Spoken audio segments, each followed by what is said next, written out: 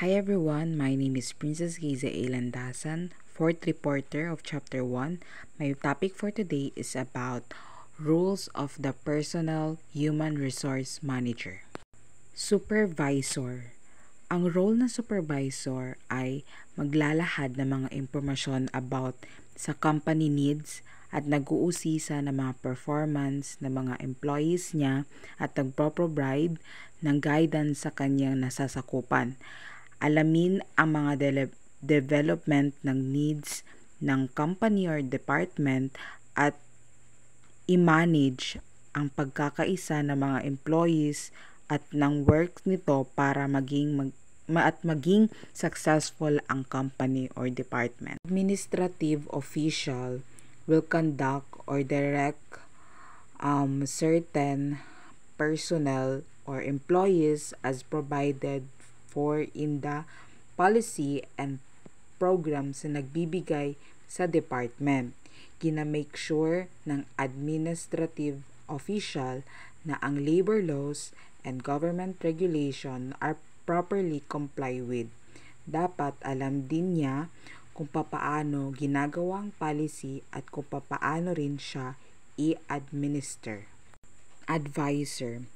He serve as a counselor, guide, and a confidant to management, supervisor, and employees.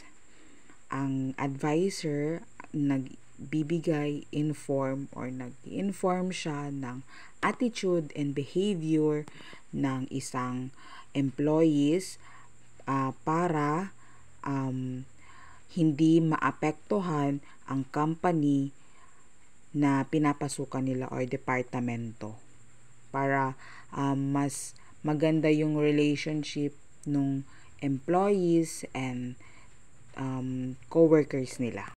Ang role ng coordinators is to bring whole department na magko-coordinate. Yun yung role niya to how the department get together and how they will be coordinate to each other. Yun ang role ng coordinator. Negotiator naman, ang role niya is to negotiate a labor's contract, paano niya ma-negotiate yung mga sa department niya. And as a negotiator or administrator of labor contract, he must understand the nature, the significance, and the method of collective bargaining. Meaning ng bargaining is the terms and conditions ng ninegotiate nila. Yun yung role niya. Ang role ng educator is to conduct a company training program para ma-manage niya yung employees developing sa company nila. Ang role ng provider of services, they provide services for all employment or all employee na ma-help sila para magkaroon ng SSS, medical care, and etc., which can make their employment more satisfying. Ang role ng employees counselor is to help employees solve their problems, para matulungan natin sila na paano i-handle yung mga bagay-bagay and give them advice, good advice.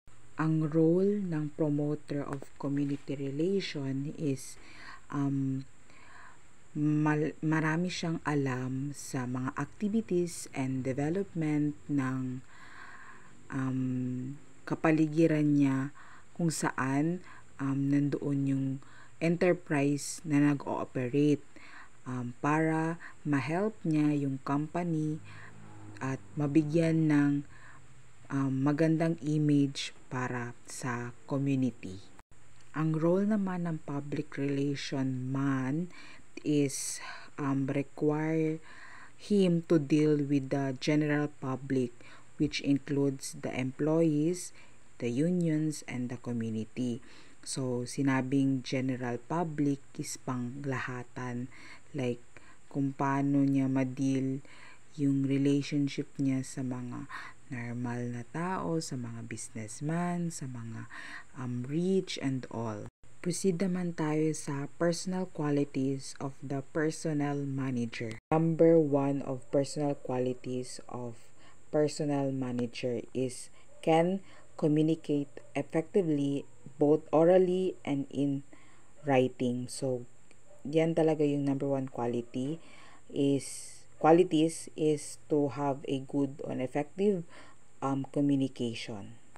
Second qualities of personal manager is possess an above average intelligence. So, qualities niya talaga na intelligent ka. The third one of quality of personal manager is enjoy working with people. So, of course, enjoying working with people is a great qualities of being a personal manager.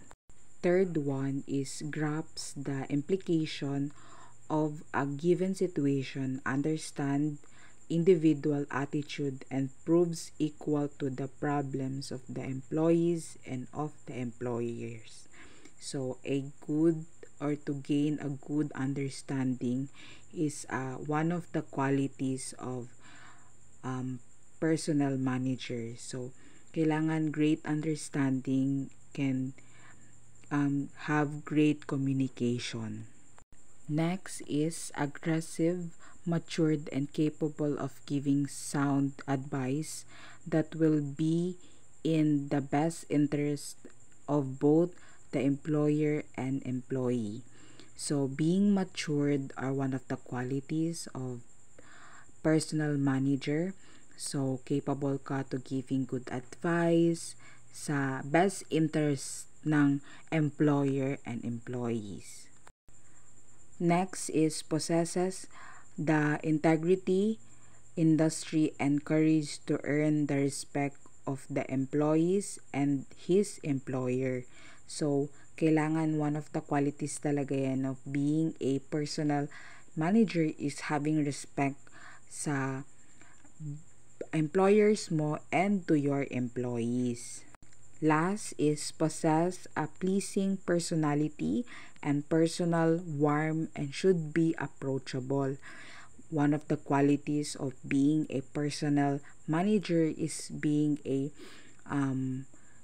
approachable, 'di ba? Pleasing a person, magalang. So kailangan 'yon sa qualities of being a personal manager.